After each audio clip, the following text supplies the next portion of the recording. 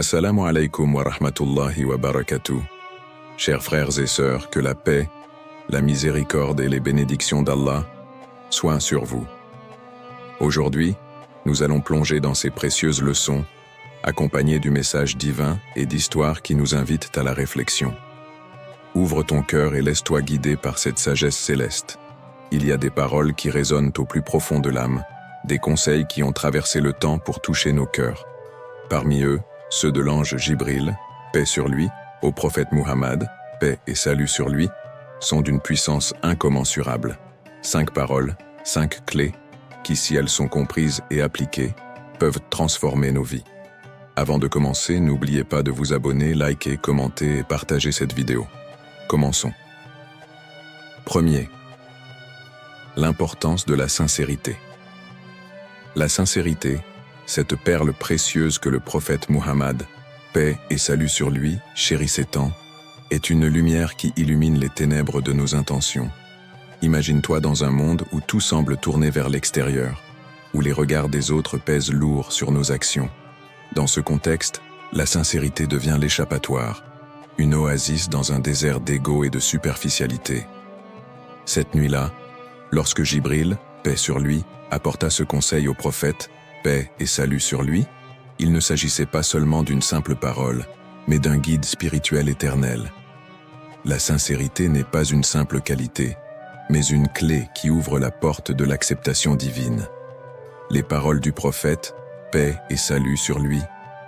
Sois sincère dans tout ce que tu fais, car Allah n'accepte que ce qui vient d'un cœur pur, résonne profondément dans le cœur de chaque croyant. En effet, dans le tourbillon de nos vies, où la société glorifie la réussite visible, il devient facile de perdre de vue l'essentiel, l'intention pure derrière chaque geste. Ce qui, au fond, importe à Allah, ce n'est pas l'envergure de l'action, mais la qualité de l'intention qu'il apporte. Ainsi, Allah nous rappelle, il ne leur a été ordonné que d'adorer Allah, lui vouant un culte exclusif. Surat Al-Bayyina, 98, 5. Cette simple phrase est un rappel profond de l'unicité d'Allah et de l'importance de lui consacrer nos actions, sans détour, sans compromis. L'adoration véritable dans sa forme la plus noble est celle qui émane du cœur, pur et dénué de toute arrière-pensée. Dans ce monde saturé de distractions, il est essentiel de se poser la question : qu'est-ce qui me motive réellement ? Si personne ne me voyait, si le monde entier était dans l'ombre, ferais-je encore ce qui est juste ? Loin des applaudissements et des regards admiratifs, la véritable épreuve de sincérité se joue dans l'intimité de notre relation avec Allah. C'est dans ces moments où seul le Créateur est témoin de notre lutte intérieure que se forgent nos véritables actions de foi. L'histoire de l'homme dans la mosquée illustre parfaitement ce danger insidieux. En prouvant sa dévotion au monde, il a trahi la pureté de son acte. Chaque prière, chaque geste, doit être un miroir de notre cœur. Le simple fait de mentionner ses actions devant les autres peut dénaturer la beauté de ce que l'on a fait pour Allah. Ce que l'on recherche, à ce moment-là, ce n'est plus l'approbation divine, mais une gratification humaine. C'est là que réside le piège, et Allah nous prévient contre ce danger subtil. Mais comment garder cette sincérité intacte au fil du temps ? Comment préserver cette lumière dans un monde qui fait de l'apparence son maître mot ? La réponse réside dans la constante purification du cœur. Se rappeler chaque jour que nous agissons non pas pour les regards des autres, mais pour celui d'Allah, et qu'il voit tout, sait tout et entend tout. Comme l'évoque le Coran, celui qui a fait une bonne action, qu'il la fasse pour Allah seul. Surat Al-Ikhlas, 112-2. Cette quête de sincérité n'est pas un chemin facile. Il est pavé de tentations et de distractions, mais chaque pas dans cette direction nous rapproche un peu plus de notre Créateur. Lorsque notre cœur est pur, nos actes se remplissent de lumière, et cette lumière devient un guide pour nous et pour ceux qui nous entourent. En définitive, la sincérité n'est pas une simple vertu, mais l'âme de nos actions, le souffle qui anime chaque acte de foi. Que notre cœur en toutes circonstances reste pur, dirigé uniquement vers Allah, car c'est lui seul qui connaît la vérité de notre intention et qui seul peut récompenser la sincérité de notre cœur. 2. La patience dans l'épreuve. Dans la vie, l'épreuve est inévitable. Les tempêtes peuvent surgir sans prévenir, apportant leur lot de doutes, de souffrances et de questionnements. Le prophète Muhammad, paix et salut sur lui, même en tant qu'envoyé de Dieu, n'a pas échappé aux épreuves. Un jour, alors qu'il traversait une période de grande difficulté, l'ange Jibril, paix sur lui apporta une parole qui résonne encore profondément dans le cœur de tout croyant. La patience est la clé des récompenses divines. Ces mots sont plus qu'un simple conseil, ils sont une promesse. Chaque difficulté, chaque épreuve traversée avec patience nous rapproche d'Allah et de sa récompense éternelle. Allah, dans sa sagesse infinie, nous enseigne, à travers le Coran, chercher secours dans la patience et la prière. Sourate Al-Baqarah 2:45. Ces simples mots sont un guide dans la tourmente. Lorsque le monde semble se dérober sous nos pieds, la patience devient un pilier solide et la prière, un refuge où nous pouvons déposer notre douleur et notre incertitude. Le véritable défi n'est pas l'épreuve elle-même, mais la manière dont nous y réagissons. Dans ces moments de vulnérabilité, chercher à nous connecter à Allah devient notre ancre, notre lumière dans l'obscurité. Prenons l'exemple du prophète Ayyub, paix sur lui, dont l'histoire est un modèle inébranlable de patience face à l'adversité.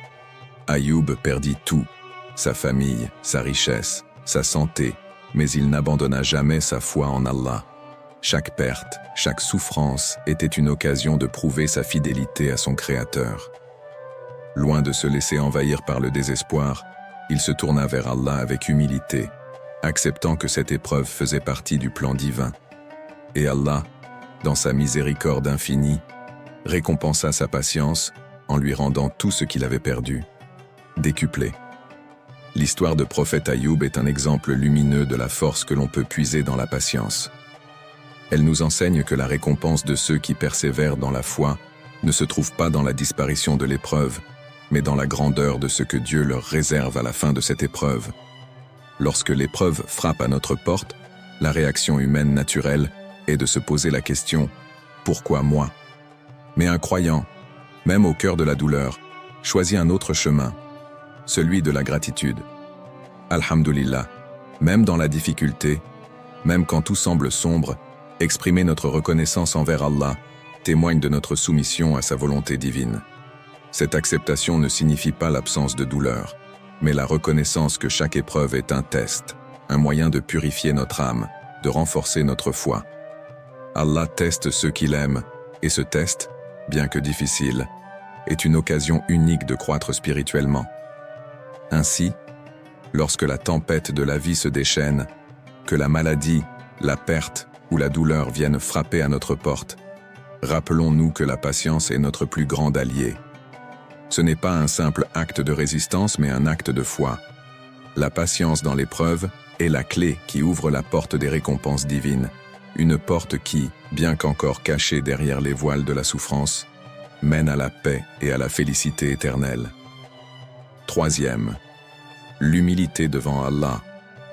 Il est des moments dans la vie où l'on est rappelé à notre condition humaine, fragile et éphémère.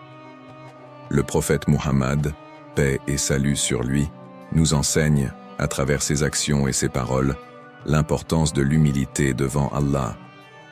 Un jour, l'ange Jibril, paix sur lui, vint voir le prophète et lui dit « Lève-toi pour prier la nuit, car c'est le chemin des cœurs sincères. » Ce conseil, offert dans l'intimité de la nuit, est bien plus qu'une simple invitation à prier.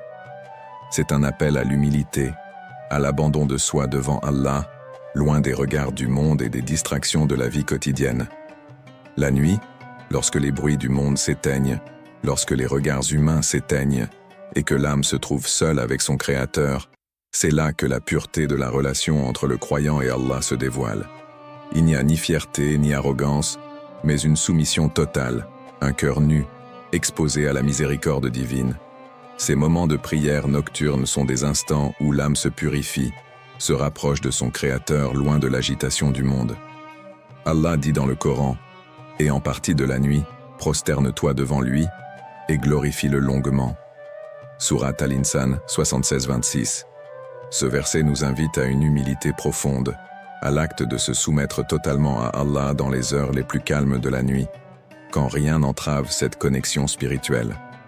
C'est dans cette solitude silencieuse que le cœur trouve la tranquillité, l'authenticité et la sincérité. Peut-on imaginer la scène? Se retrouver à genoux dans l'obscurité de la nuit, seul avec Allah, loin de la reconnaissance des hommes, sans masque, sans les fardeaux du monde. La seule chose qui reste est notre cœur, pur et désireux de se rapprocher de son Seigneur. Ces moments où l'on dépose tous nos soucis, où l'on abandonne nos fiertés et nos désirs personnels pour se prosterner devant Allah, sont d'une beauté rare.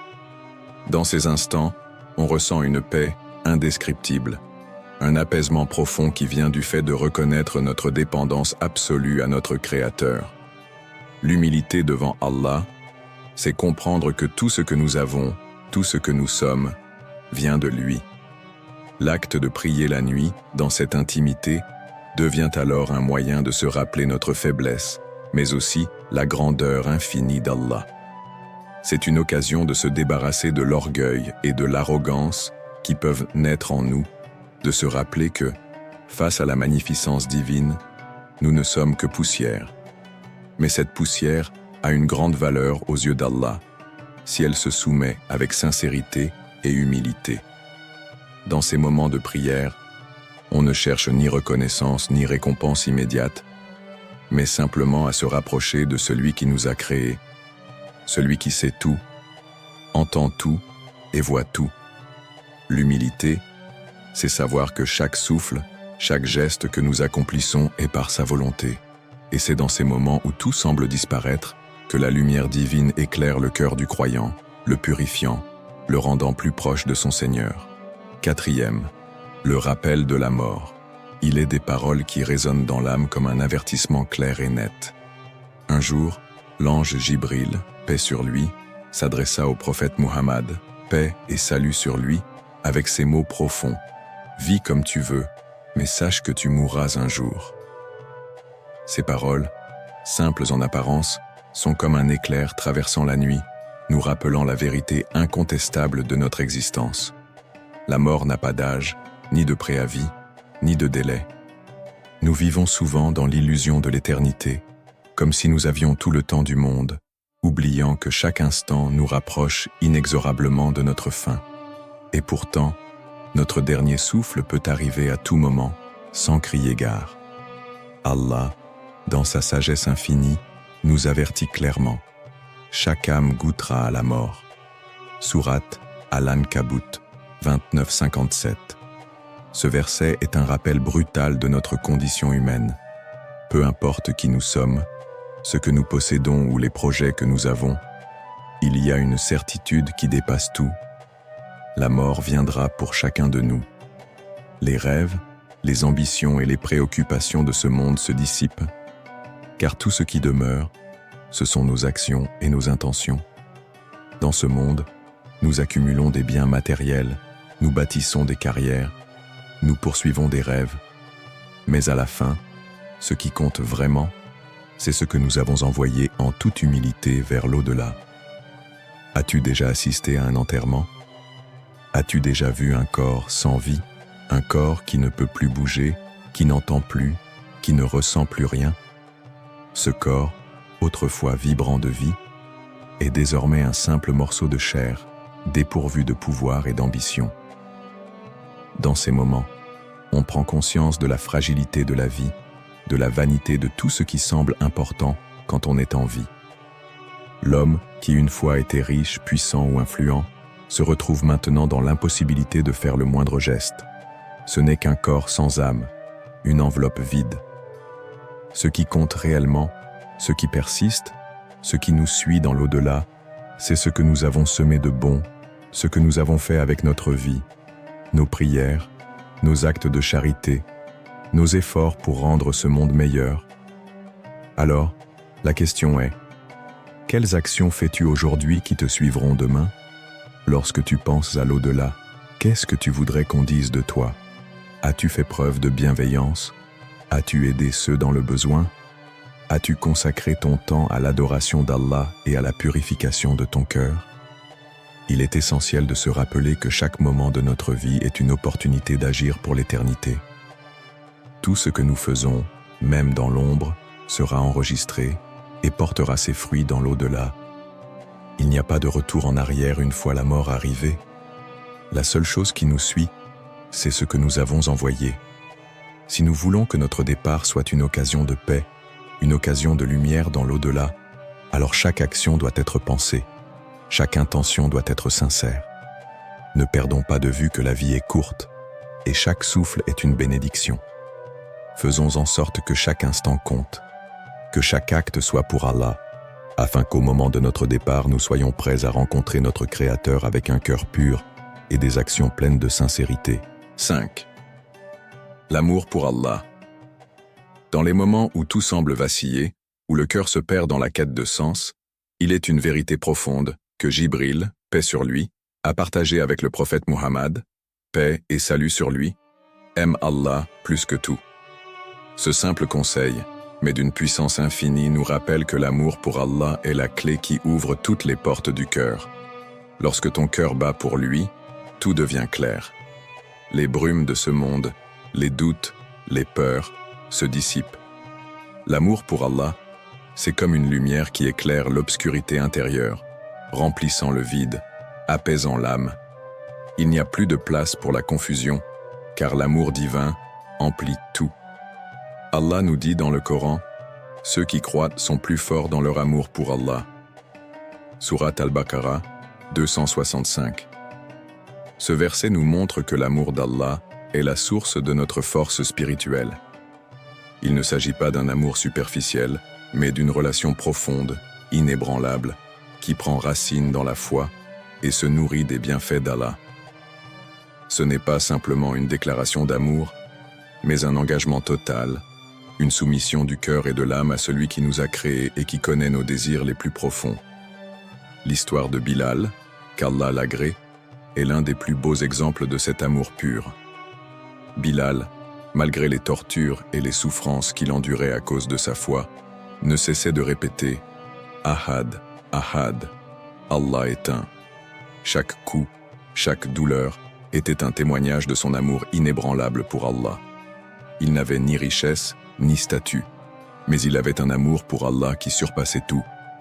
Ce n'était pas la promesse d'un monde meilleur qui le faisait tenir, mais la certitude que l'amour pour Allah était sa seule vraie richesse, son seul véritable refuge. Et toi, comment montres-tu ton amour pour Allah chaque jour? Peut-être à travers tes prières, tes actes de charité, ta patience dans l'adversité, ou la manière dont tu cherches à honorer Allah dans chaque aspect de ta vie. L'amour pour Allah ne se limite pas à des mots, mais se concrétise par des actions sincères. C'est l'amour qui nous pousse à faire le bien, à rechercher sa satisfaction dans tout ce que nous faisons, à nous élever spirituellement, à nous éloigner du mal et à purifier notre cœur. Demande-toi chaque jour, qu'est-ce que j'ai fait aujourd'hui pour renforcer mon amour pour Allah? Chaque acte, chaque pensée, chaque intention qui se dirige vers lui, renforce ce lien précieux. Aimer Allah, c'est comprendre qu'il est notre priorité, c'est choisir sa volonté avant tout. Et dans ce choix, il n'y a pas de souffrance, mais une paix profonde qui emplit notre cœur, car celui qui aime Allah est toujours apaisé, même au cœur de l'épreuve. L'amour pour Allah, c'est la plus grande force qu'un croyant puisse posséder. C'est ce qui transforme les épreuves en bénédictions, les sacrifices en récompenses, et ce qui nous permet de traverser la vie avec un cœur rempli de lumière et de sérénité. Alors, que chaque acte de notre vie soit un reflet de cet amour pur, afin qu'en toute chose, nous cherchions à lui plaire, lui qui est notre Créateur, notre protecteur, notre tout. Ces 5 conseils de Jibril, paix sur lui, sont autant de phares dans l'obscurité de ce monde. Sincérité, patience, humilité, conscience de la mort et amour d'Allah. Si nous les intégrons à notre quotidien, nos âmes s'élèveront. La vraie question est, que feras-tu de ces conseils? Les laisseras-tu être de simples mots ou les laisseras-tu transformer ton cœur? Allah nous donne des signes à chaque instant, il ne tient qu'à nous de les écouter. Quel sera ton premier pas vers lui aujourd'hui ?